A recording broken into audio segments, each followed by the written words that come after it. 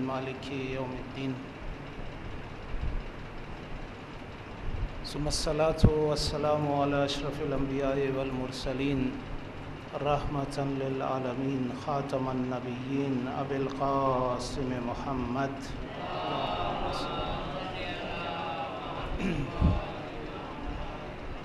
وعلى آلہ الطیبین الطاہرین المعصومین سیما بقیۃ اللہ فی الارضین عجل اللہ فی فرجہ اما بعد فقد قال اللہ فی کتابہ المجید لقد کان فی قصصہم عبرۃ لأولی الالباب۔ قرآن مجید اپنی آیہ مجیدہ میں ارشاد فرماتا ہے کہ جو قصے قرآن حکیم میں بیان کیے جا رہے ہیں یہ صاحبان عقل کے لیے عبرت ہیں۔ یعنی قرآن یہ کہنا چاہتا ہے، یہ بتانا چاہتا ہے کہ دیکھو یہ جو تاریخ تمہارے سامنے بیان ہوتی ہے وہ بیکار اور عبث نہیں ہے۔ تاریخ کوئی قصے کہانیاں نہیں ہیں کہ جن کو سننے کے بعد انسان فقط چند لمحوں کی لذت کو حاصل کرے، قصے سنے اور بس، بلکہ یہ قصے، یہ تاریخ تمہارے لیے عبرت ہیں۔ دیکھو یہ جو کچھ ماضی میں پیش آیا ہے، یہ جو اقوام نے اپنے رہبروں کے ساتھ کیا ہے، یہ جو لوگوں نے اپنے ائمہ کے ساتھ رویہ رکھا ہے، اس سے عبرت حاصل کرو۔ خاص طور پر کربلا کی تاریخ۔ اب پھر ایام محرم نزدیک ہیں، ہر سال یہ ایام آتے ہیں اور ہم فرش عزا بچھاتے ہیں۔ زندگی کا ایک بہت بڑا حصہ ہم اس غم میں صرف کرتے ہیں، لیکن کربلا صرف اس لیے ہے کہ ہم سنیں؟ کیا فرش عزا صرف اس لیے ہے کہ ہم اس فرش عزا پر بیٹھیں اور چلے جائیں اور ہماری زندگی میں اس کے اثرات مرتب نہ ہوں؟ کیا حسین صرف 61 ہجری کے لیے امام تھا، رہبر تھا اور سفینہ نجات تھا؟ وہ 72 لوگ جو اس سفینے میں شامل ہو گئے، کیا ان کے علاوہ آج تک جو لوگ اس فرش عزا پر بیٹھتے ہیں وہ اس سفینے میں سوار ہو سکتے ہیں؟ ان الحسین مصباح الہدی و سفینۃ النجات۔ حسین مصباح ہدایت ہیں اور نجات کا سفینہ ہے۔ کیا ہم اس نجات کے سفینے میں سوار ہو سکتے ہیں؟ یقیناً یہ وہ باتیں ہیں، یہ وہ چیزیں ہیں جن پر ہمیں توجہ کرنی چاہیے۔ حسین آج بھی سفینہ نجات ہے۔ اگر دلیل نہ ہوتی تو کبھی آپ کے سامنے بیان نہیں کرتا۔ 8واں امام، امام علی رضا علیہ السلام،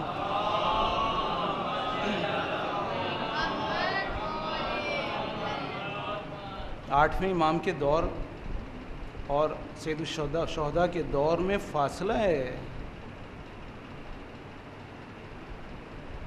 تقریباً 1.5 صدی کا فاصلہ ہے، 2 صدی کا فاصلہ ہے، لیکن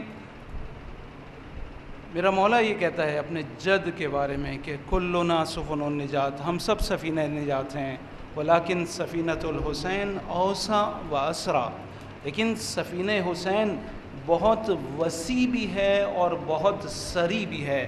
بہت وسیع ہے، حور جیسے گناہ گاروں کو اپنے اندر سمو لیتا ہے۔ بہت سری ہے، ایک شب میں جہنم سے نکال کر جنت میں لے جاتا ہے۔ حسین اتنا بڑا سفینہ ہے، اتنا اہم سفینہ ہے، حسین سفینہ نجات ہے۔ ارے میں پوچھوں گا امام رضا آپ کا دور تو گزر چکا، حسین نے حور جیسے لوگوں کو اپنے دور میں سوار کر لیا، تو جواب یہی آئے گا کہ نہیں، قیامت تک اگر لوگ چاہیں تو حسین کے ذریعے سے نجات حاصل کر سکتے ہیں۔ حسین کسی ذات کا نام نہیں ہے، حسین ایک طرز تفکر کا نام ہے۔ کربلا محض تاریخی واقعے کا نام نہیں ہے بلکہ طرز زندگی کا نام ہے۔ ہماری زندگی اگر کربلائی اور عاشورائی ہو جائے تو ہم نجات پا سکتے ہیں۔ یہ سفینہ آج بھی کھڑا ہے، آج بھی حل من ناصر ینصرنا کی سزا آ رہی ہے، لیکن یہ کس طرح سے ہوگا؟ یہ اس وقت ہوگا جب ہم کربلا کو پہچانیں گے، کربلا کے بارے میں غور کریں گے، فکر کریں گے۔ یہ واقعہ رونما ہو گیا، بہت سارے سوالات، بہت ساری چیزیں۔ آج جو مجھے موضوع دیا گیا ہے وہ تاریخ اور سیرت ہے کہ کربلا کی تاریخ جو کتب میں تحریر ہے اس میں بہت ساری باتیں، بہت سارے سوالات ایسے ہیں جو ہمارے ذہنوں میں آتے ہیں۔ جو سیرت سید الشہداء رہی ہے اس کے بارے میں بہت سارے سوالات ایسے ذہنوں میں اٹھتے ہیں جن کے جوابات ہمارے پاس ہونے چاہیے۔ اے کاش یہ ہماری عزاداری، یہ 2.25 مہینے جو کہ ہم فرش عزا پر بیٹھ کر گزارتے ہیں، اے کاش اس میں اگر کوئی کام ہوتا تو وہ یہ ہوتا کہ کربلا بیان ہو جاتی۔ ہم مصائب میں تو کربلا بیان کرتے ہیں لیکن صرف مصائب کی حد تک۔ یہ مصائب کا دورانیہ 10 سے 15 منٹ سے زیادہ نہیں ہے، بہت زیادہ اگر بیان ہوئے تو 15 منٹ، اس سے زیادہ بیان نہیں ہوتا۔ اور اس میں بھی ایک مختصر سا حصہ، وہ مظلومیت، وہ مصیبت جو کہ سید الشہداء پر آئی اس کو بیان کیا جاتا ہے، لیکن بہت ساری باتیں رہ جاتی ہیں۔ کربلا کا ایک بہت بڑا حصہ تشنا ہے۔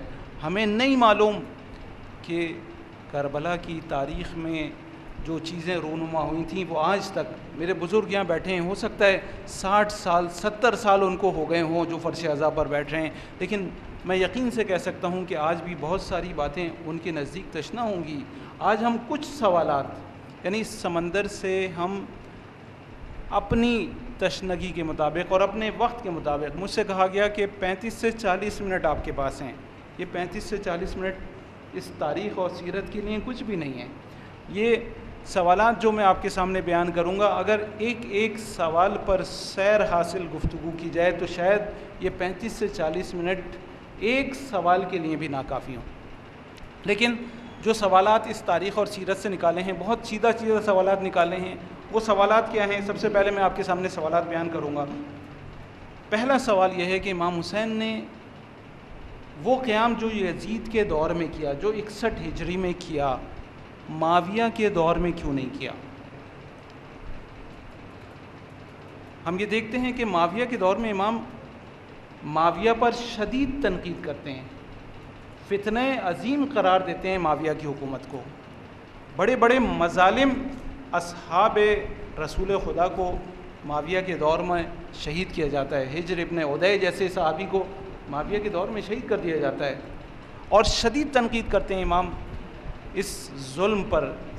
لیکن اس کے باوجود امام نے معاویہ کے دور میں قیام کیوں نہیں کیا؟ یہ ایک سوال ہے۔ امام نے اپنے قیام کا آغاز مدینہ ہی سے کیوں نہیں کر لیا؟ امام مدینہ میں موجود تھے، بیعت کا سوال مدینہ میں ہوا تھا، آپ نے قیام مدینہ سے کیوں نہیں شروع کیا؟ امام حسین مدینہ سے مکہ کیوں تشریف لے گئے؟ کسی اور جگہ چلے جاتے، مکہ جانے کی وجہ کیا تھی؟ اگر امام مکہ گئے تھے تو اپنے قیام کو مکہ ہی میں کیوں نہیں کر لیا؟ امام نے علم بغاوت مکہ میں کیوں نہیں بلند کیا؟ جبکہ ساری دنیا سے حاجی آئے ہوئے تھے، امام اپنا حج نامکمل چھوڑ کر مکہ سے کیوں نکلے؟ اگر قیام وہیں پر کرتے تو کیا زیادہ لوگ آپ کا ساتھ نہیں دیتے؟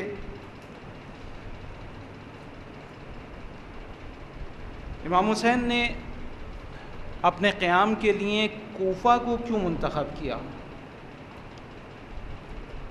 کوفہ کے انتخاب کی وجوہات کیا تھی؟ جبکہ کوفہ پہلے آپ کو دغا دے چکا تھا، آپ کے والد محترم اور آپ کے بھائی حسن مجتبیٰ کو کوفہ دغا دے چکا تھا، اس کے باوجود کوفہ کا انتخاب کیوں کیا؟ امام نے اپنے قیام کے لیے یمن کو کیوں نہیں منتخب کیا جہاں پر اچھے خاصے شیعہ موجود تھے؟ کوفہ کے لوگوں نے امام کو دعوت دی پھر کیوں امام کا ساتھ نہیں دیا؟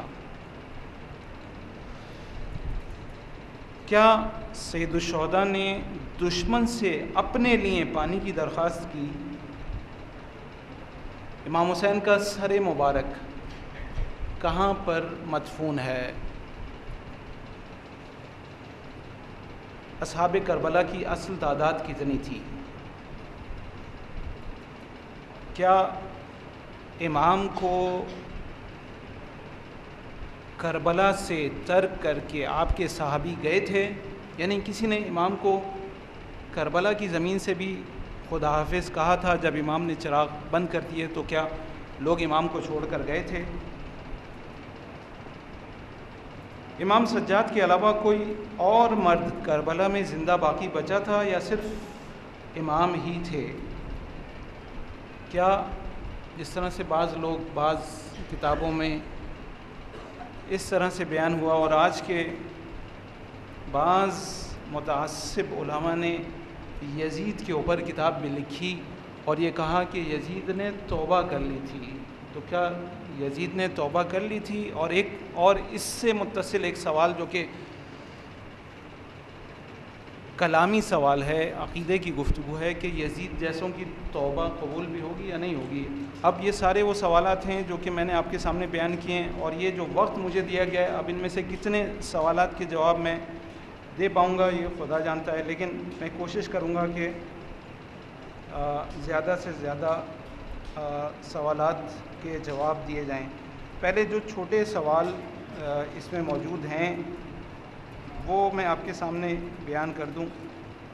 ایک سوال یہ تھا کہ امام سجاد کے علاوہ کوئی مرد زندہ بچا یا نہیں بچا؟ ہاں، چند لوگوں کے نام ہیں۔ خود اگر ہم بنی ہاشم میں سے بیان کریں تو حسن ابن حسن، اب یہ ظاہر ہے کہ اس کے تاریخ ان کے نام بیان ہوئے ہیں، لیکن یہ سب بچے تھے، سب چھوٹے تھے۔ مثلا حسن ابن حسن، جن کو حسن مثنیٰ کے نام سے یاد کیا جاتا ہے، وہ موجود تھے۔ زید ابن حسن موجود تھے، عمر ابن حسن موجود تھے، محمد ابن عقیل، حضرت عقیل کے فرزند اس میں موجود تھے، قاسم ابن عبداللہ ابن جعفر،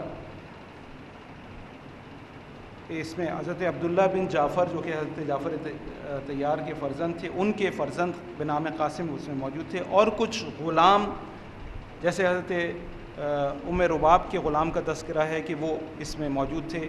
یہ لوگ وہ ہیں جو کہ امام سجاد کے علاوہ کربلا میں موجود تھے۔ یاران امام حسین کی تعداد، امام حسین کے جو صحابی جنہوں نے امام کا ساتھ دیا ان کی تعداد کتنی تھی؟ بہت سارے لوگوں نے مختلف تعداد بیان کیے۔ ابن شہر آشوب نے ایک عجیب تعداد، اس نے 821 کی تعداد بیان کی، اور ابن مسعودی نے 600 کی تعداد بیان کی ہے، جس میں 100 پیادے اور 500 سوارے موجود تھے۔ ابن نما نے 145 کی تعداد بیان کی ہے، جس میں 100 پیادے اور 45 سوارے تھے، لیکن جو قول مشہور ہے وہ 72 ہے، جس میں 40 پیادے اور 32 سوار، یعنی جن کے پاس گھوڑے موجود تھے وہ 32 تھے، اور جو پیادہ تھے، پیدل سفر کر رہے تھے، ان کی تعداد 40 تھی۔ اور زیادہ تر ہمارے راوی اسی قول کو صحیح قرار دیتے ہیں کہ اصل تعداد 72 ہی تھی۔ مدفن سر مبارک، ظاہر ہے کہ ہم سب جانتے ہیں کہ سروں کو کاٹ کر کربلا سے کوفہ اور کوفہ سے شام لے جایا گیا تھا۔ اب سوال یہ ہے کہ وہ سر جو کہ لے جائے گئے تھے وہ کہاں پر دفن ہوئے؟ 7 مختلف مقامات بیان ہوتے ہیں کربلا میں، جو کہ سب سے موثق اور قول مشہور ہے۔ وہ کہتے ہیں کہ کربلا میں یہ سر واپس آئے۔ اب بعض کہتے ہیں کہ کوفہ سے واپس آ گئے، بعض کہتے ہیں نہیں شام سے واپس آئے، اور علامہ مجلسی، شیخ صدوق، سید ابن طاؤس اور دیگر علماء اس قول کی تائید کرتے ہیں۔ سید ابن طاؤس کہتے ہیں کہ معجزانہ طور پر خدا کا اعجاز کار فرما ہوا اور امام کا سر واپس کربلا آیا اور آپ کے جسم مبارک کے ساتھ دفن کیا گیا۔ لیکن دیگر اقوال بھی ہیں جو کہ ضعیف ہیں۔ علامہ مجلسی کی ایک روایت سے یہ شائبہ ہوتا ہے کہ آپ کا سر نجف اشرف میں حرم امیر المومنین میں دفن کیا گیا۔ سبت ابن جوسی نے تذکرۃ الخواص میں امام کے سر کو کوفہ میں دفن ہونے کا تذکرہ کیا ہے کہ یزید نے عمر ابن حریث مخزومی جو کہ یزید کے پاس آیا تھا، اس نے تو ابن زیاد کے پاس آیا تھا، وہ اس نے امام کا سر لے کر اپنے گھر میں یعنی کوفہ میں اس کا گھر موجود تھا وہاں پر دفن کیا۔ ایک اور روایت جو کہ ابن سعد نے طبقات الکبریٰ میں نقل کی ہے وہ یہ کہ مدینہ میں امام کے سر مبارک کو دفن کیا گیا اور بقیع میں وہ مقام جہاں پر جناب زہرا مدفون ہیں آپ کی قبر کے اندر اس کو دفن کیا گیا۔ لیکن علماء اس قول کو صحیح قرار نہیں دیتے، اس لیے کہ جب جناب زہرا کی قبر کا معلوم ہی نہیں ہے تو پھر کس طرح سے ان کے برابر میں دفن کیا جا سکتا ہے۔ پانچواں مقام جو بیان کیا جاتا ہے وہ شام میں ہے، اور شام میں بیشتر اہل سنت اس قول کی تائید کرتے ہیں کہ آپ کے سر مبارک کو شام میں دفن کیا گیا، اور شام میں بہت سارے مقامات یہاں تک کہ ایک مسجد وہاں پر بنی ہے، جو لوگ گئے انہوں نے دیکھی ہوگی، مسجد الراس کے نام سے مشہور ہے، اور اس کے علاوہ 4 مزید مقامات بیان کیے جاتے ہیں کہ جہاں پر احتمال ہے کہ امام کا سر مبارک وہاں پر دفن کیا گیا۔ رقہ میں چھٹی جگہ جو کہ بیان ہوتی ہے وہ رقہ ہے، جو کہ فرات کے نزدیک ایک شہر ہے، وہاں پر کہا گیا کہ امام کے سر کو دفن کیا گیا۔ 7ویں اور آخری جگہ وہ مقام جو کہ بیان کیا جاتا ہے کہ امام کا سر مبارک وہاں پر دفن ہوا وہ مصر ہے، اور اس میں بھی بہت سارے ہمارے علماء بھی جو کہ اس مقام پر بھی تشریف لے کے گئے ہیں کہ جہاں پر یہ بیان ہوا کہ امام کا سر مبارک اس جگہ پر دفن ہوا۔ ہمارے بہت سارے علماء وہاں پر تشریف لے کے گئے ہیں، لیکن کسی نے اس قول کی تائید نہیں کی ہے کہ واقعاً سر مبارک امام کا یہاں پر دفن ہوا ہے۔ ایک اور سوال یہ تھا کہ امام حسین نے پانی کا سوال کیا، اپنے لیے اپنی ذات کے لیے پانی کا سوال کیا۔ تاریخ میں بعض لوگوں نے بعض روایات نقل کی ہیں، لیکن وہ ساری روایات ضعیف ہیں۔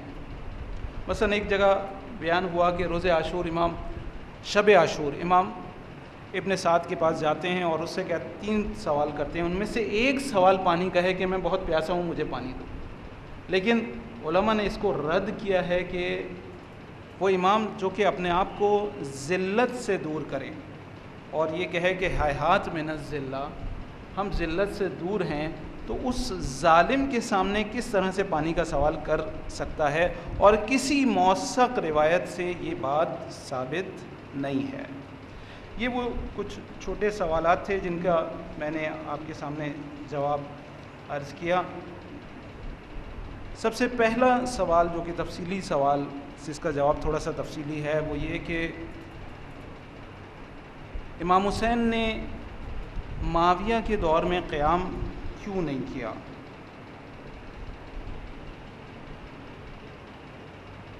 معاویہ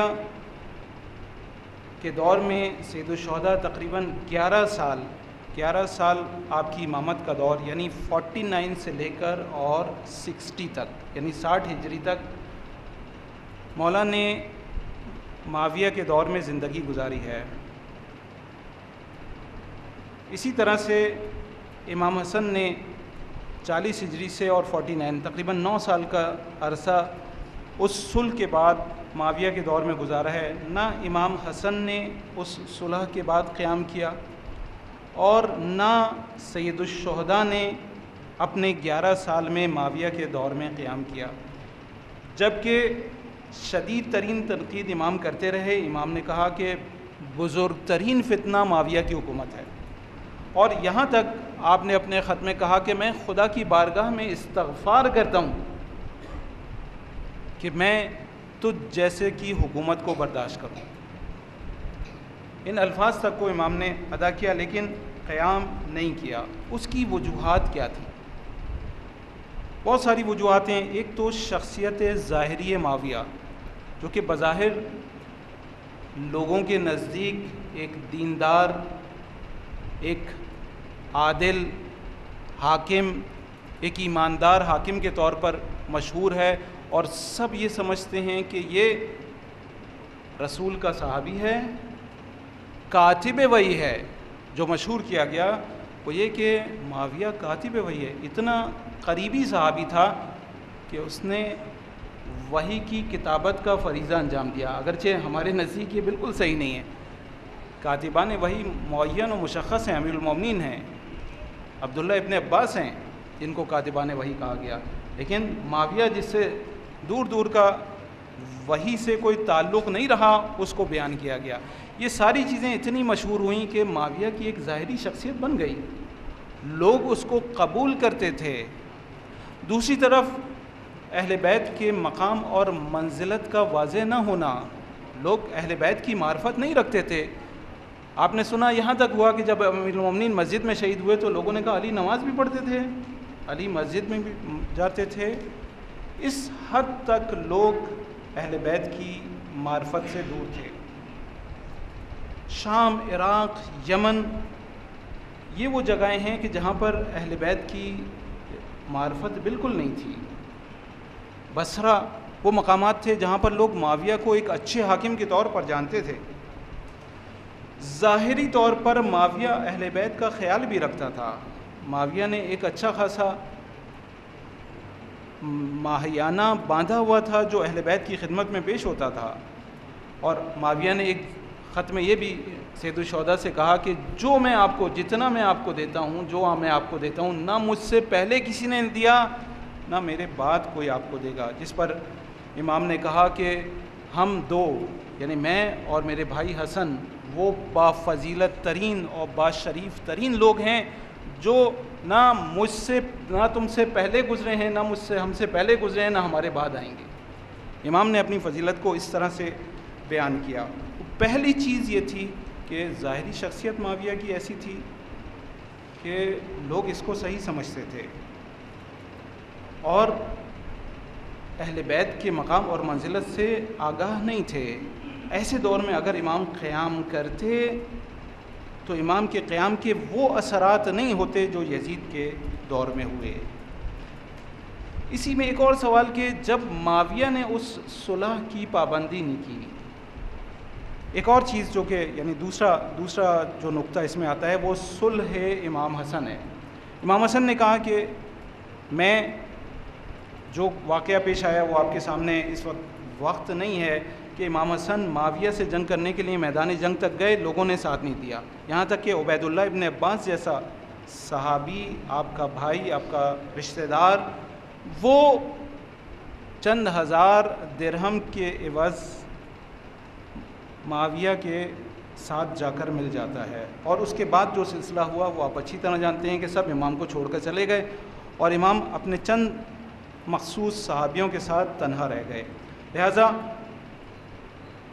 امام مجبور ہوئے صلح کرنے پر، اور معاویہ نے صلح اس طرح سے دی، کہا کہ آپ اس پر جو چاہیں لکھ دیں، جو شرائط چاہیں لکھیں۔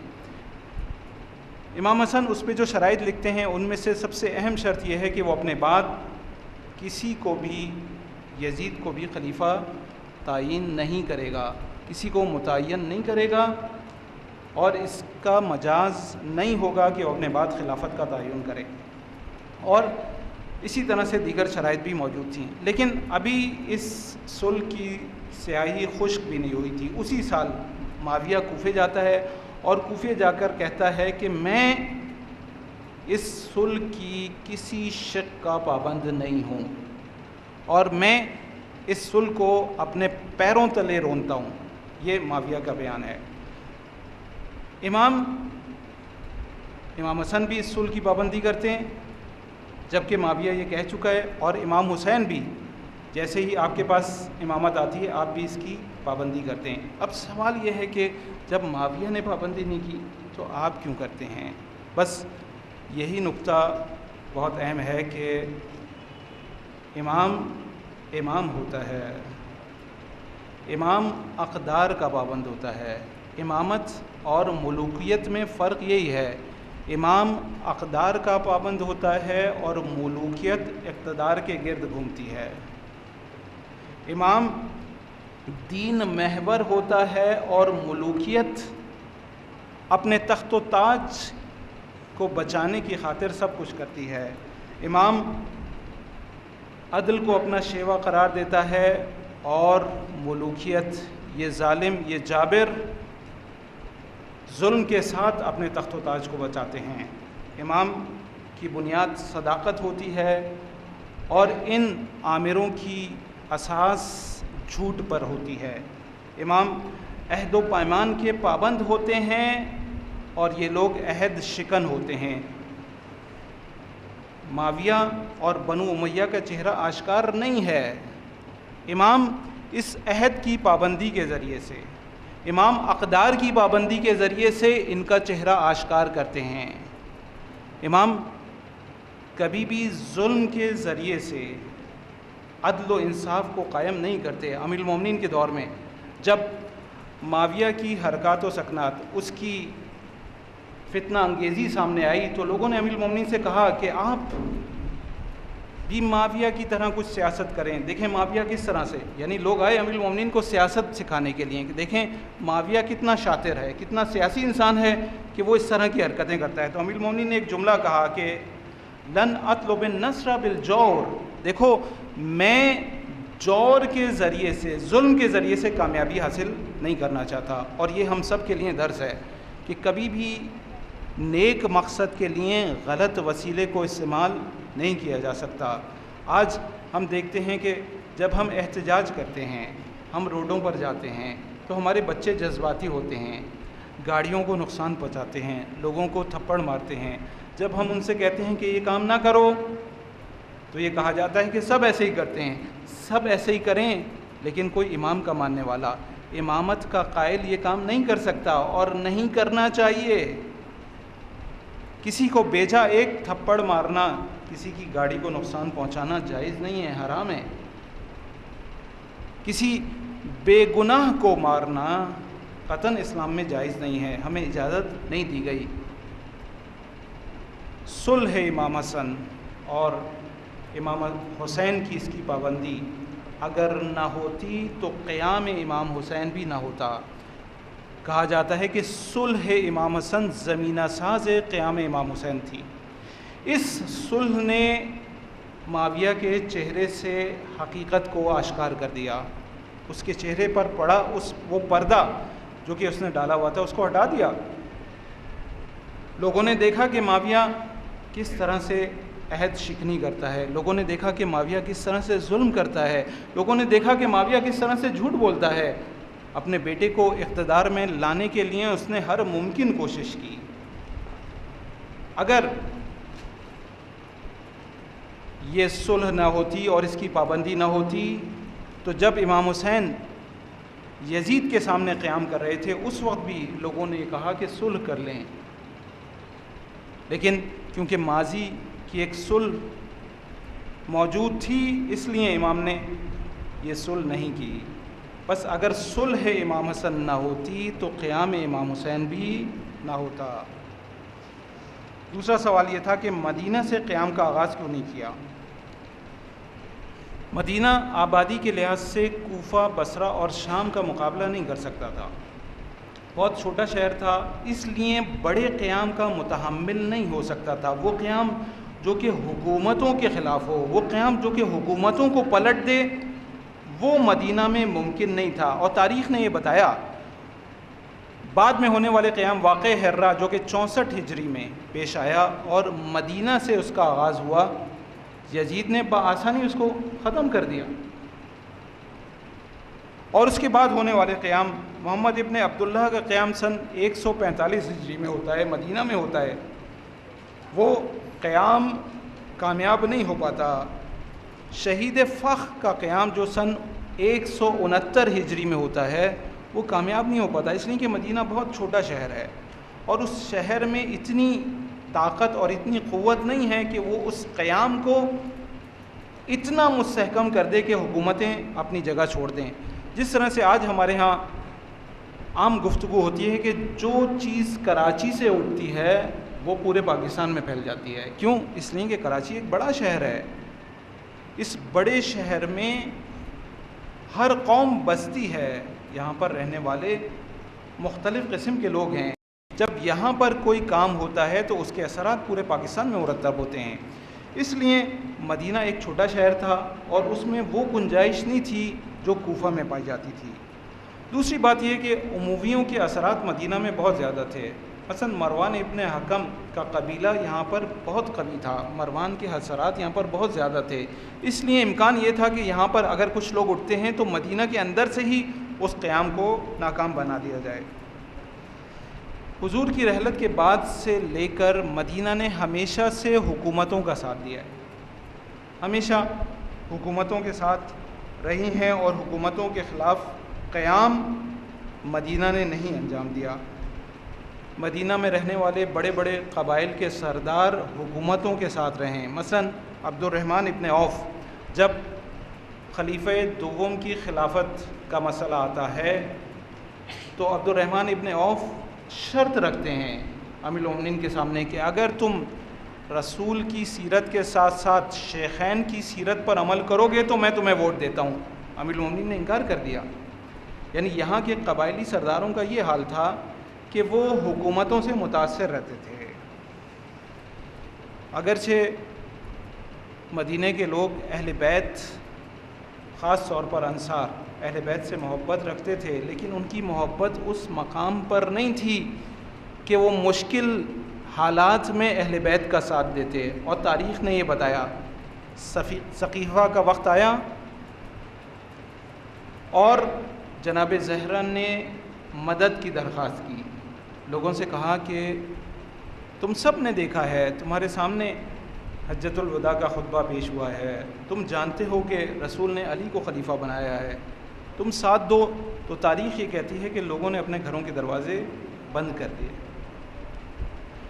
جب لوگ جذباتی ہو کر امیر المومنین کے پاس آئے ہیں اور کہتے ہیں کہ آپ قیام کریں، ہم آپ کا ساتھ دیں گے، تو مولا ان سے کہتے ہیں کہ جاؤ کل سر منڈوا کر تلواریں نیام سے باہر نکال کر میرے پاس آنا، پھر میں فیصلہ کروں گا کہ میں قیام کروں یا نہیں.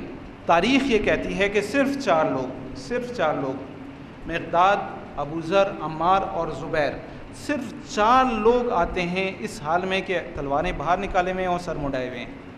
4 لوگوں کے ساتھ کون سا قیام ہوتا ہے؟ تاریخ نے اور ایسے اوقات دکھائے ہیں اور ایسے مواقع تاریخ میں نظر آتے ہیں کہ مدینے والوں نے سخت وقت میں اہل بیت کا ساتھ نہیں دیا. جنگ جمل میں امیر المومنین قیام کرتے ہیں اور سب کو بلاتے ہیں، لیکن مدینہ سے بہت کم لوگ، شاذ لوگ نکل کر جاتے ہیں. نتیجہ یہ ہوتا ہے کہ امیر المومنین 400 یا 700 لوگوں کے ساتھ، یعنی ایک تعداد 400 لکھی ہوئی ہے، ایک تعداد 700 لوگوں کے ساتھ ہزاروں لوگوں کا مقابلہ کرتے ہیں. یعنی اس وقت بھی مدینہ نے اہل بیت کا ساتھ نہیں دیا. بس مدینہ میں قیام کرنا یا مدینہ سے قیام کا آغاز کرنا صحیح نہیں تھا. آپ مدینہ سے مکہ کیوں تشریف لے گئے؟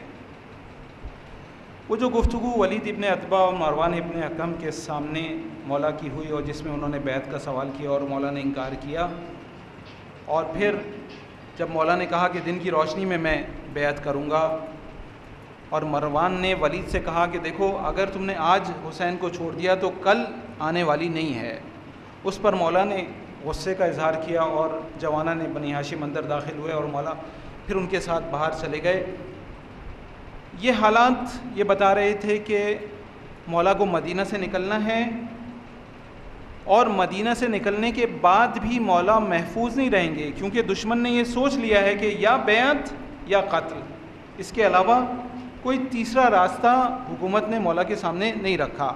اب ضروری تھا کہ مولا ایک ایسے مقام پر جائیں کہ جہاں پر آپ محفوظ رہ سکیں. مولا یہاں سے نکلتے ہیں اور حرم امن الہی کی طرف جاتے ہیں، جہاں پر قرآن نے کہا کہ من دخلہ آمنا، جو اس میں داخل ہو گیا وہ امن و امان کا حامل ہو گیا، پھر اس کو مارا نہیں جا سکتا، لیکن جو کچھ ہوا وہ ہمارے سامنے ہے۔ مولا نے سن 60 ہجری میں 3 شعبان کو مولا جو ہے وہ مکہ میں رہے ہیں، اور 3 شعبان سے 8 ذی الحج تک مولا مکہ میں رہے اور اپنی مظلومیت کا پیغام لوگوں کو پہنچاتے رہے۔ اور یہ وہ کام تھا جس کے لیے مولا نے مکہ کا انتخاب کیا تھا۔ حج بھی نزدیک تھا، حاجی آنے والے تھے، مولا یہ چاہتے تھے کہ اپنی حجت پوری دنیا پر تمام کر دیں، اس لیے مولا مکہ تشریف لے گئے تھے۔ مکہ کے علاوہ کوئی اور جگہ نہیں تھی۔ ایک اور چیز جو کہ بہت اہم ہے کہ جس وقت مولا مدینہ سے نکلے ہیں اس وقت معاویہ کے مرنے کی خبر عام لوگوں تک نہیں پہنچی تھی، لوگ نہیں جانتے تھے کہ معاویہ مر گیا ہے۔ مولا چاہتے تھے کہ کچھ وقت گزرے اور لوگوں کو پتہ چلے کہ معاویہ مر گیا ہے، اور معاویہ نے اپنے بعد یزید کو حاکم بنایا ہے، اور وہ زمینہ بنے گا کہ جس وقت مولا اپنی تبلیغ کو صحیح معنی میں کر پائیں گے۔ یعنی جب لوگوں کو پتہ چلے گا کہ یزید جیسا آدمی حاکم بن گیا ہے تو مولا اس وقت اپنی بات کر پائیں گے کہ دیکھو معاویہ نے یہ کہا تھا کہ اپنے بعد خلیفہ کو تعین نہیں کرے گا، اور خاص طور پہ یزید کو اپنے بعد خلیفہ متعین نہیں کرے گا، معاویہ نے یہ کام کیا ہے۔ لہٰذا امام کو وقت چاہیے تھا اور جگہ اچھی چاہیے تھی، وہ دونوں چیزیں امام کو مکہ میں میسر تھی۔ ایک اور اہم سوال یہ کہ حج چھوڑ کر مکہ سے امام کیوں گئے؟ پہلی بات تو واضح ہونی چاہیے کہ امام نے حج شروع ہی نہیں کیا تھا، یعنی احرام نہیں باندھا تھا۔ 9 ذی الحج سے مناسک حج شروع ہوتے ہیں، لیکن امام 8 ذی الحج کو مکہ سے باہر نکل گئے تھے، لہذا حج کو نامکمل نہیں چھوڑا، امام نے حج شروع ہی نہیں کیا تھا۔ عمرہ مفردہ انجام دیا تھا، لیکن احرام حج امام نے نہیں باندھا تھا۔ امام مکہ کو چھوڑ کے کیوں گئے؟ 2 چیزیں ایسی ہیں جس کی وجہ سے امام مکہ کو چھوڑ کر گئے۔ پہلی چیز یہ تھی کہ امام حرمت حرم کی حفاظت کرنا چاہتے تھے۔ امام نہیں چاہتے تھے کہ حرم کی حرمت پامال ہو۔ جب عبداللہ ابن زبیر نے امام سے کہا ہے کہ آپ مکہ میں قیام فرمائیں اور مکہ سے نہ جائیں، یہ کوفہ آپ کے لیے صحیح نہیں ہے، آپ کوفے کی طرف نہ جائیں، مکہ میں قیام کریں، یہاں پر آپ کو کوئی نقصان نہیں پہنچائے گا، تو امام نے اس کو جواب دیا کہ میں نے اپنے والد سے سنا ہے کہ ایک مینڈھے کی وجہ سے اس مکے کی، اس حرم کی حرمت پامال ہوگی۔ تاریخ نے یہ بتایا کہ سن 64 ہجری میں جب واقع ہرہ کے بعد یزیدی فوج یہاں پر آئی ہے اور ابن زبیر نے حرم کے اندر پناہ لی ہے، تو منجنیق سے پتھروں کو برسایا گیا ہے، آگ کو حرم پر برسایا گیا ہے، اور حرم کی حرمت پامال ہوئی ہے۔ اور اسی طرح سے دوسری دفعہ پھر اس کے چند سال کے بعد ابن زبیر یہاں پر پناہ لیتا ہے اور حجاج بن یوسف حملہ کرتا ہے اور ابن زبیر اس حملے میں مارا جاتا ہے۔ امام اس طرف اشارہ کر رہے ہیں کہ میں نہیں چاہتا کہ اس مینڈھے کی مانند ہوں جس کی وجہ سے حرمت حرم پامال ہو، اس لیے میں اگر ایک وجب مکہ سے دور شہید ہوں تو اس کو میں زیادہ پسند کروں گا اس سے کہ مکہ کے اندر شہید ہوں، اگر ایک فرسخ دور شہید ہوں تو اس سے زیادہ پسند کروں گا کہ مکہ کے نزدیک شہید ہوں، یعنی مکہ سے جتنا دور میں شہید ہوں گا حسین کو وہ زیادہ پسند ہوگا۔ دوسری وجہ جو امام نے خود بیان کی ہے اور بارہا صراحت کے ساتھ اپنے ارشادات میں بیان فرمایا ہے کہ یزید نے اپنے مامور بھیج دیے تھے جو کفن کے اندر تلواریں چھپائے ہوئے تھے اور امام کے خون کو بہانا چاہتے تھے۔ اس طرح سے اچانک امام کو شہید کیا جاتا، اور جس طرح سے آج ٹارگٹ کلنگ ہو جاتی ہے، اس طرح سے یزید امام کو ٹارگٹ کل کرنا چاہتا تھا، یعنی امام کو اپنے مامورین کے ذریعے سے شہید کروا دیتا اور یہ مشہور کرتا کہ کچھ نامعلوم لوگوں نے امام کو شہید کر دیا، اور بعد میں امام کا غم بھی مناتا۔ امام اپنی جان کو ضائع نہیں کرنا چاہتے تھے، امام اس طرح سے اپنے خون کو ہدر کرنا نہیں چاہتے تھے، لہٰذا امام نے ان دونوں وجوہات کی وجہ سے مکہ کو چھوڑا اور کوفے کی جانب روانہ ہو گئے۔ امام نے یمن کا انتخاب کیوں نہیں کیا؟ یمن جو کہ شیعوں کا شہر معروف تھا، اس لیے امام نے یمن کا انتخاب کیوں نہیں کیا؟ یمن جغرافیائی لحاظ سے ایک دور افتادہ شہر ہے، یعنی جو بڑے شہر ہیں ان سے دور ہے۔ کوفہ کی بنسبت جغرافیائی لحاظ سے مسلمانوں سے بہت دور تھا، لہٰذا اگر کوئی بھی قیام یمن میں ہوتا تو اس کے اثرات مسلمانوں پر اس طرح سے مرتب نہ ہوتے۔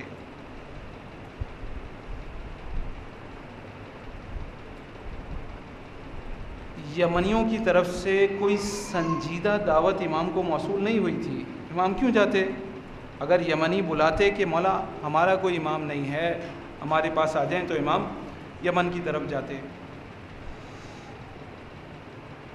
یمن اس سے پہلے اہل بیت کے ساتھ مشکلات میں کھڑا نہیں ہوا، کچھ مشکلات ایسی آئی ہیں۔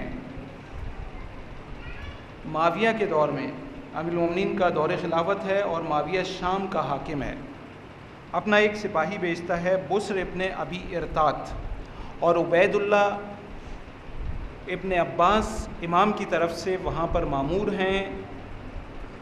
بسر اپنی فوج لے کر جاتا ہے، حملہ کرتا ہے، یمن کے لوگ عبید اللہ ابن عباس کا ساتھ نہیں دیتے، اور نتیجہ یہ نکلتا ہے کہ عبید اللہ ابن عباس کے 2 کم سن بچے اس جنگ میں شہید ہو جاتے ہیں۔ اس جنگ کو غارات کا نام دیا جاتا ہے۔ اس غارات میں یمنیوں نے اہل بیت کا ساتھ نہیں دیا، لہٰذا یہ نہیں کہا جا سکتا تھا کہ امام اس طرف اگر جاتے ہیں، یمن جاتے ہیں، تو یمنی امام کا ساتھ دیں گے۔ اب سب سے اہم سوال، امام کوفہ کیوں گئے؟ جبکہ آپ کو بہت ساری شخصیات منع کر رہی تھیں، جبکہ بہت سارے بڑے بڑے مورخین نے یہ کہا، ابن خلدون جیسے شخص نے یہ کہا کہ جو کچھ امام کے ساتھ ہوا وہ کوفے کی وجہ سے ہوا۔ بڑی بڑی شخصیات، مثلاً عبداللہ ابن جعفر طیار، عبداللہ ابن عباس، محمد حنفیہ، مصور ابن مخرمہ، عبداللہ ابن مطیع، بہت سارے لوگ جو کہ موثق لوگ تھے، چاہنے والے تھے، امام کو منع کر رہے تھے کہ آپ کوفے کی طرف نہ جائیں، پھر بھی امام کوفے کی طرف گئے۔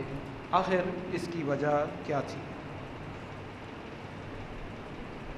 پہلی اور بنیادی ترین وجہ یہ تھی کہ کوفہ وہ شہر تھا جو کہ نسبتاً دوسرے شہروں سے اہل بیت کی معرفت میں زیادہ تھا۔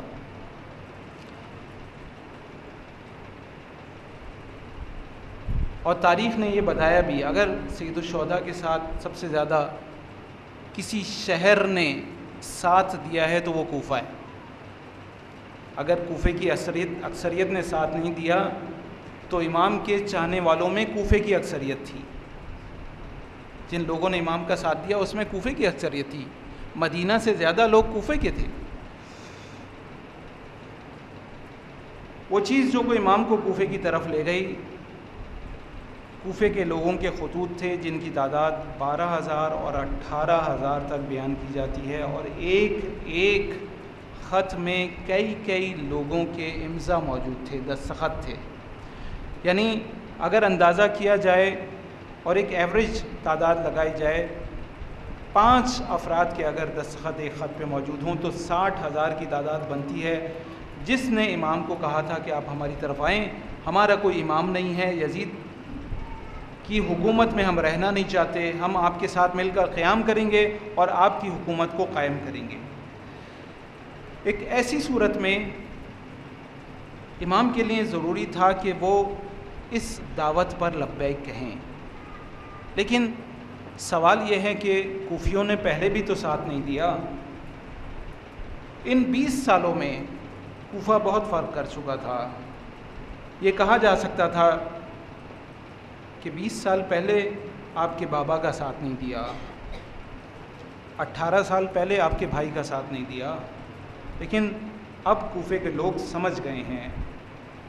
اس بات کو بہانہ بنا کر امام کوفے سے دور نہیں رہ سکتے تھے کہ کوفہ نے میرے بابا اور میرے بھائی کا ساتھ نہیں دیا۔ لیکن اس سے زیادہ اہم بات، وہ ہدف جو کہ امام حاصل کرنا چاہتے تھے وہ کوفہ ہی میں حاصل ہو سکتا تھا۔ کیوں؟ اس لیے کوفہ مسلمانوں کا مرکز رہا تھا اور ابھی بھی مرکز تھا، یعنی دیکھا جائے تو مرکزی حیثیت کوفہ کو حاصل تھی۔ کوفہ میں ہونے والی ہر بات فوری طور پر مسلمانوں تک پہنچ جاتی تھی۔ امام جو ہدف حاصل کرنا چاہتے تھے، امام کا ایک ہدف ہدف اولا تھا اور ایک ہدف نہائی تھا۔ ہدف اولا یہ تھا کہ اگر کوفے والے ساتھ دیں تو حکومت اسلامی قائم کی جائے، اہل بیت کی حکومت قائم کی جائے۔ اور یہ بات ممکن تھی جب عبداللہ ابن زیاد نے قیام کیا ہے۔ جب عبداللہ ابن زیاد کوفہ میں آیا ہے تو اس وقت صورتحال یہ تھی کہ چند 100 لوگ ابن زیاد کے ساتھ تھے۔ جب ہانی کی خبر کی اطلاع باہر نکلی ہے اور ہانی کے قبیلے والوں نے دارالامارہ کا محاصرہ کیا ہے تو محاصرہ کرنے والوں کی تعداد ہزاروں میں تھی، اور وہ لوگ جو کہ دارالامارہ کے اندر تھے وہ چند 100 سے زیادہ نہیں تھے۔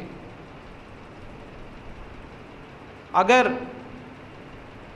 ہانی کے لوگ حملہ کر دیتے تو یقینی طور پر وہ کامیاب ہوتے، یقینی طور پر کامیاب ہوتے۔ اسی لیے ابن زیاد ہیلا کرتا ہے، اور قاضی شرح جو کہ اس وقت لوگوں کے نزدیک بڑا صادق اور امین آدمی ہے،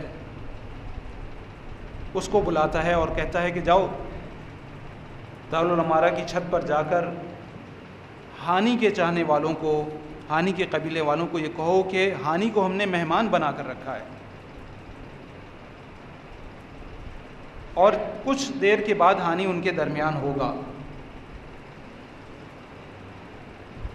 قاضی شرح یہ کہتا ہے کہ جب میں دارالامارہ کی سیڑھیوں پر چڑھ رہا تھا تو میرے دل میں آیا کہ میں حقیقت بیان کر دوں، لیکن جب میں نے اطراف میں جلاد نما ابن زیاد کے سپاہیوں کو دیکھا تو میری ہمت جواب دے گئی۔ عزیزو، یہ کربلا ہے۔ اگر قاضی شرح ہمت کر لیتا تو آج تاریخ کا رخ کچھ اور ہوتا۔ آج کربلا کچھ اور ہوتی۔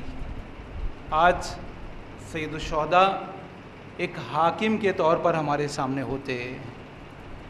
سید الشہداء کی وہ مظلومیت ہمارے سامنے نہیں آتی۔ صرف ایک انسان اگر ہمت کر لیتا تو کیا کچھ نہیں ہو سکتا تھا، لیکن اس ایک انسان نے ہمت نہیں کی اور دارالامارہ کی چھت پر جا کے وہی کہا جو کہ ابن زیاد نے اس سے کہا تھا، اور نتیجہ یہ نکلا کہ ہانی کو شہید کیا گیا۔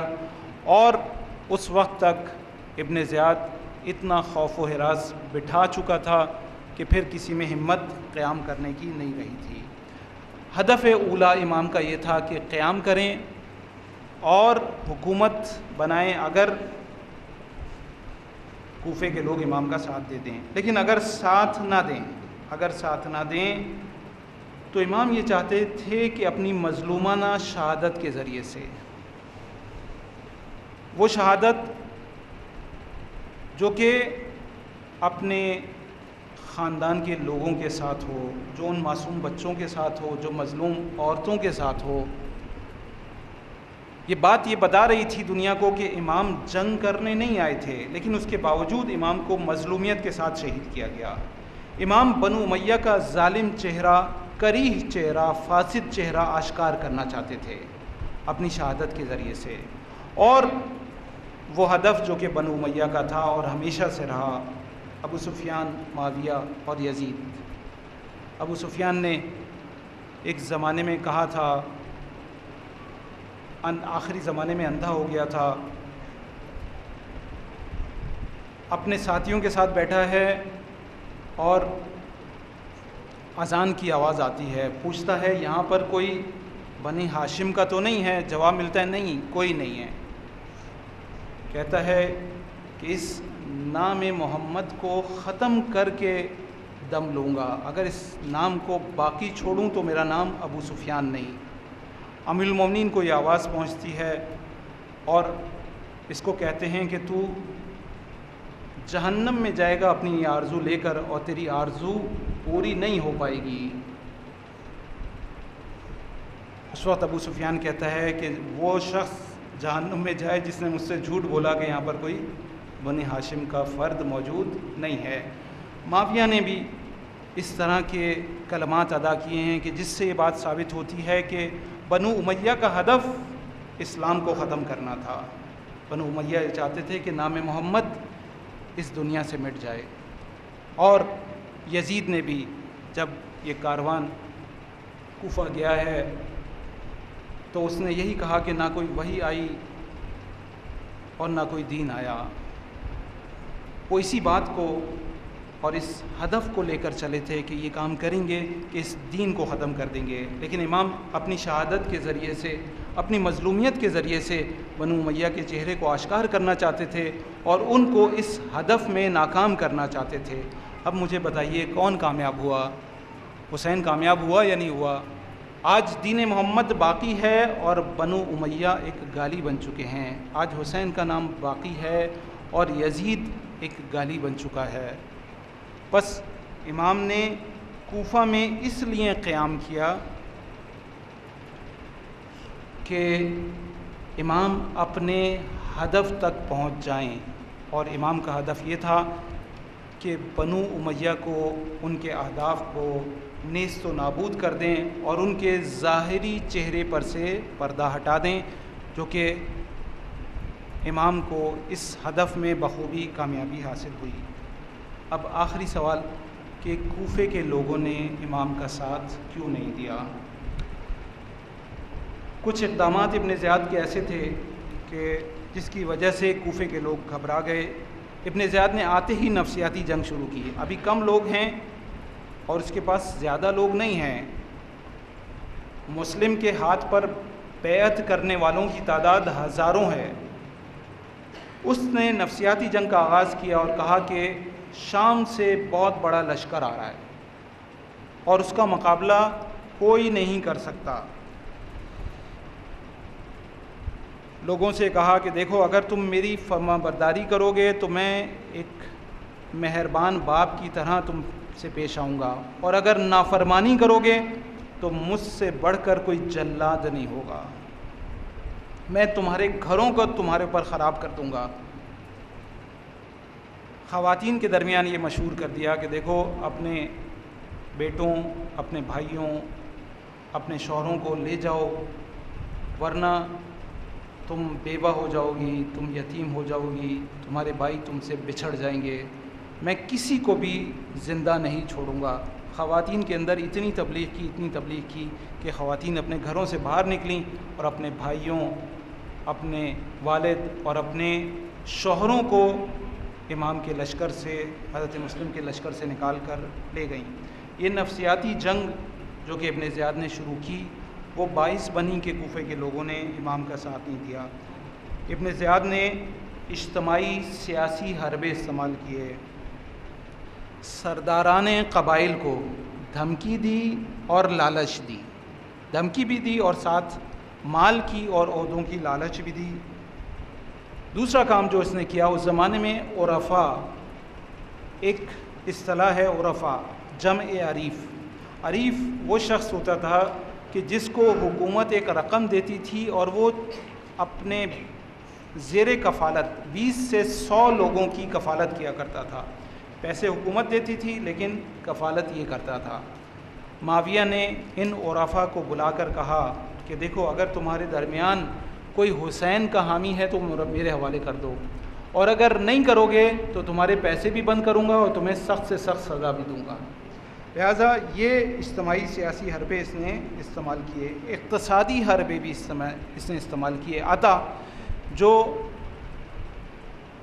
بے روزگار لوگ ہوتے تھے، آج یورپ میں یہ چیز ہے کہ جو بے روزگار لوگ ہوتے ہیں ان کو باقاعدہ جو ہے وہ ماہیانہ دیا جاتا ہے. اس زمانے میں یہ تھا جس کو عطا کا نام دیا جاتا تھا. معاویہ نے ابن زیاد نے یہ اعلان کر دیا کہ دیکھو اگر کسی نے حسین کا ساتھ دیا، کسی نے اگر مسلم کا ساتھ دیا تو میں اس کی عطا کو بند کر دوں گا. مالی طور پر بھی معاونت ہوتی تھی اور اجناس کی صورت میں بھی، انگور، کھجور اور گندم وغیرہ کی صورت میں بھی یہ عطا کی معاونت کی جاتی تھی. اس نے ان لوگوں کی عطا کو بند کر دیا اور جن لوگوں نے شامل ہونے کے لیے ارادہ کیا تھا ان کو دھمکی دی، لہٰذا انہوں نے امام کی نصرت سے ہاتھ اٹھا لیا.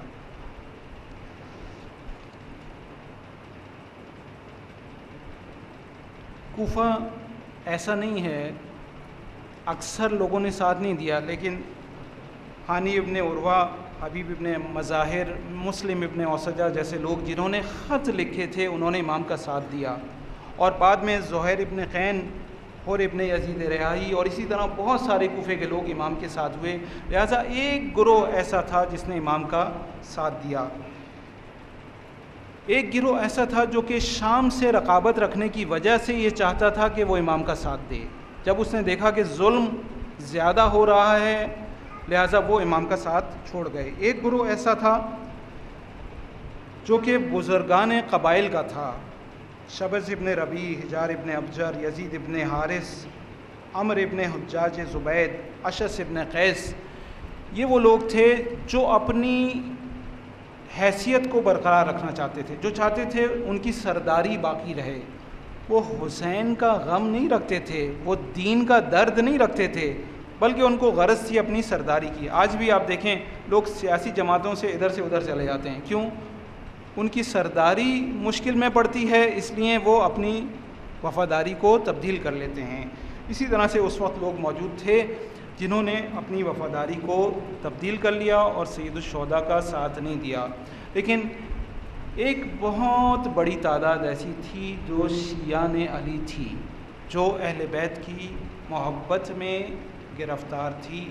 سوال یہ ہے کہ انہوں نے کیوں امام کا ساتھ نہیں دیا؟ عزیزوں، اس میں ہمارے لیے درس ہے، اس میں وہ اہم ترین درس ہے جس کو ہم حاصل کر کے اپنی زندگی کو تبدیل کر سکتے ہیں. آخر کیا وجہ ہوئی؟ ایک سوال، سید الشہداء کا ساتھ نہیں دیا، دیگر ائمہ کا بھی لوگ ساتھ نہیں دے سکے. آخر وہ کون سی وجوہات ہیں کہ جس کی وجہ سے لوگ اپنے معصوم رہبر کا ساتھ نہیں دے پاتے؟ ایک چیز جو کہ سامنے رہی ہے وہ جہالت ہے. اگر دین سے، اپنی زندگی کے ہدف سے، اگر اہل بیت کے مقام اور منزلت سے انسان جاہل ہوگا تو کبھی بھی اپنے حقیقی رہبر کا ساتھ نہیں دے سکتا. یہاں تک ہوتا ہے کہ جب معرفت نہ ہو تو لوگ اپنے امام معصوم کے پاس آ کر کہتے ہیں کہ آپ نے غلط کیا. لوگ سید الشہداء کے پاس آئے، عبداللہ ابن متی امام کے پاس آتا ہے، کہتا ہے کہ جب دیکھتا ہے کہ امام یزید کے خلاف قیام کر رہے ہیں تو مولا سے ایک عجیب جملہ کہتا ہے کہ اے حسین، کچھ تو عرب کی، قریش کی اور اسلام کی غیرت کا لاج رکھیں اور خلیفہ وقت کے خلاف قیام نہ کریں. جب جہالت ہو، جب معرفت نہ ہو تو انسان یہاں پر پہنچتا ہے کہ امام معصوم کو غلط قرار دیتا ہے اور ان کو جا کر درس دینا شروع کرتا ہے. دنیا کی محبت، بہت سارے لوگ معرفت رکھتے تھے لیکن دنیا کی محبت میں گرفتار تھے۔ شبس ابن ربیع، عبید اللہ ابن حر جوفی، جو کہ سید الشہداء کی شہادت کے بعد پشیمان ہوا، جنگلوں میں نکل گیا کہ میں نے کیوں حسین کا ساتھ نہیں دیا۔ سید الشہداء ایک مقام پر اس کے خیمے میں جاتے ہیں، یہ کوفہ سے جا رہا ہے اور مولا کوفے کی طرف آ رہے ہیں۔ امام اپنے قاصد کو بھیجتے ہیں، قاصد آتا ہے خیمے میں عبید اللہ ابن حر جوفی کے۔ قاصد کہتا ہے کہ نے آپ کو یاد کیا ہے، سر جھکا کر بیٹھ جاتا ہے۔ بیوی کہتی ہے کہ فرزند رسول نے تجھے بلایا ہے، تو نہیں جا رہا، لیکن نہیں جاتا۔ امام خود اس کے خیمے میں تشریف لاتے ہیں، کہتے ہیں کہ حر ابن حر، تم ہمارا ساتھ نہیں دو گے؟ کہتا ہے کہ مولا میرے چھوٹے چھوٹے بچے ہیں، میں ان کو یتیم ہوتا ہوا نہیں دیکھ سکتا۔ حسین کے بچوں کو یتیم ہوتا ہوا دیکھ رہا ہے، اپنے بچوں کو یتیم ہوتا ہوا نہیں دیکھ رہا۔ امام سے کہتا ہے کہ مولا میں خود تو نہیں آ سکتا، اپنا گھوڑے کی صفات بیان کرتا ہے، آپ کی خدمت میں پیش کرتا ہوں۔ مولا کہتے ہیں کہ قرآن کی آیت پڑھتے ہیں کہ ہم قرآن کی آیت جو کہ اس وقت میرے ذہن میں نہیں ہے، لیکن اس کا ترجمہ یہ ہے کہ ہم جو لوگ ہدایت پر نہ ہوں ہم ان کو اپنا دست و بازو قرار نہیں دیتے۔ ہم کبھی بھی ایسے لوگوں کو جو ہدایت کے راستے پر نہ ہوں اپنا ساتھی قرار نہیں دیتے، اور امام اس کے نذرانے کو رد کر کر چلے جاتے ہیں۔ بس دنیا کی محبت امام کی نصرت سے دور رکھتی ہے۔ کتنے لوگ تھے جو کہ اہل بیت کی حمایت کے لیے گھروں سے نکلے تھے، حضرت مسلم کا ساتھ دینے کے لیے آئے تھے، لیکن ایک نماز میں چند ساعتوں میں مسلم کا ساتھ چھوڑ گئے۔ ایک نہیں، دو نہیں، سینکڑوں نہیں، ہزاروں میں تعداد بیان کی جاتی ہے کہ ہزاروں میں لوگ تھے، مسلم کے ہاتھ پر بیعت کی تھی، لیکن دنیا کی محبت میں وہاں سے چلے گئے۔ جان کا خوف تھا۔ یہ لوگ نہیں چاہتے تھے کہ اپنی جان دے دیں۔ اہل بیت کی محبت تھی دلوں میں۔ فرزدق جیسا آدمی منزل شقوق پر امام سے ملاقات کرتا ہے، امام کو یہ اطلاع دیتا ہے کہ کوفے والوں کا دل آپ کے ساتھ ہے لیکن تلواریں آپ کے خلاف ہیں۔ امام سے حج اور طواف کے مسائل پوچھتا ہے، لیکن جب امام کہتے ہیں ساتھ چلو تو کہتا ہے مجھے حج کرنے جانا ہے۔ یعنی حج امام کی نصرت سے زیادہ اہم ہے۔